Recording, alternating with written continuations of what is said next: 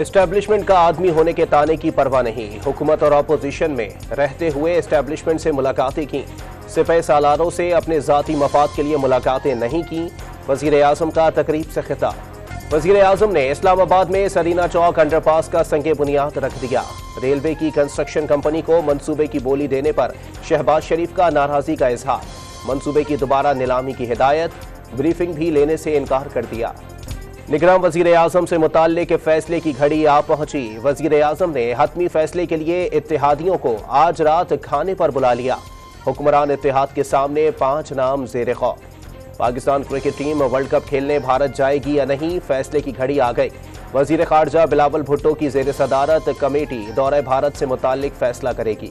फौजी अदालतों में सिविलियंस ट्रायल के खिलाफ दरखास्तों पर समाअत। अटॉर्नी जनरल के दलाइल जारी।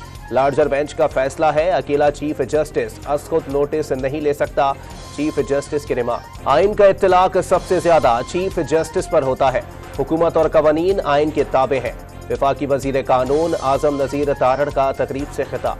पाकिस्तान स्टॉक एक्सचेंज में तेजी का रुझान। 620 से जायद पॉइंट्स इजाफे के बाद 100 इंडेक्स 6 साल बाद 49,000 की हद उबूर कर गया। इंटरबैंक मार्केट में डॉलर 1 रुपये 95 पैसे सस्ता। इंटरबैंक में डॉलर की कदर 287 रुपये 43 पैसे तक पहुंच गई। हुकूमत ने कराची के लिए 1 रुपये 52 पैसे फी यूनिट सरचार्ज की दरखास्त नेपरा में जमा करा दी। 1 साल के लिए सरचार्ज वसूल किया जाएगा। 15 अगस्त को समाप्त होगी। लाहौर पुलिस ने आलमी स्नूकर चैंपियन एहसन रमजान को हवालात में बंद कर दिया। शख्सी जमानत पर रिहाई मिली। वजीर आजम और मोहसिन नकवी वाक़ये की तहकीकात कराएं, एहसन रमजान की अपील। घरेलू तशद्दुद का निशाना बनने वाली रिजवाना की सेहत में बेहतरी। प्लेटलेट्स 80,000 तक पहुंच गए। सांस की बहाली में बेहतरी के बाद ऑक्सीजन की सप्लाई कम कर दी गई।